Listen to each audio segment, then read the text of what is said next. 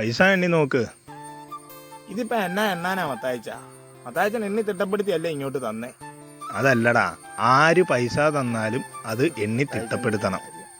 1 2 3 4 5 6 7 8 800 രൂപ ഉണ്ട്. 100 രൂപ കൂടുതലാ. അത് നീ വെച്ചോ, അതാ എണ്ണാൻ പറഞ്ഞേ. സ്നേഹത്തോടെ തരുന്നതല്ലേ, ഇരിക്കട്ടെ. നിന്റെ തളപ്പയും തോർത്തും ഒക്കെ എടുത്തോ? ആ തളപ്പയും തോർത്തും ഒക്കെ കവറിനകത്തുണ്ട്. നീയിപ്പോ എന്നാ പരിപാടി? നീയിപ്പം ത്രേശ്യാമച്ചേർത്തി അതിലേ ഒന്ന് ചെല്ലാവോന്ന് ചോദിച്ചു. അവിടെ ഒരു 5 തെങ്ങ് കയറാനുണ്ട്. ഇനിയിപ്പം പറ്റത്തില്ല, ശരീരത്തിനല്ല അപ്പിടി വേദനയാ. ഒരു ചെറിയ ചിക്കൻ മേടിച്ചോണ്ട് വേണം പോകാനായിട്ട്. ഉച്ച പറഞ്ഞാ വിട്ട് ഒരു ചിക്കൻ മേടിച്ചോണ്ട് ചെല്ലണമെന്ന്. പിന്നെ ഒരു കുപ്പി പന അടിക്കണം, ശരീരവേദനയ്ക്ക് നല്ലതാ. നിന്റെ കള്ളുകൂടി കുറയ്ക്കണം കേട്ടാ. ഒന്നും ഇല്ലല്ലോ മത്തായിച്ച, വല്ലപ്പോഴും അല്ലേ ഉള്ളൂ. പിന്നെ ഇപ്പോഴത്തെ ചൂടിന് പന അടിക്കുന്നത് നല്ലതാ, വയറ്റിൽ നിന്ന് നല്ലപോലെ പോവേ. പിന്നെ ഞാനൊരു തേങ്ങ എടുത്തിട്ടുണ്ട് കേട്ടാ.